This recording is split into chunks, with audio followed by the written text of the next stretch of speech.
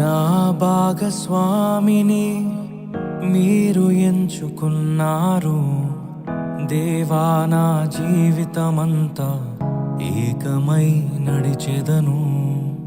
నా ప్రియునితో నన్ను జతపరచి ఉన్నారు దేవా, నా జీవితమంతా ఏకమై ఉండెదను. నాయందు నీ వివాహ కార్యమును విశ్వాసముతో స్వీకరించెదన్. నాయందు నీ వివాహ కార్యమును విశ్వాసముతో స్వీకరించెదన్.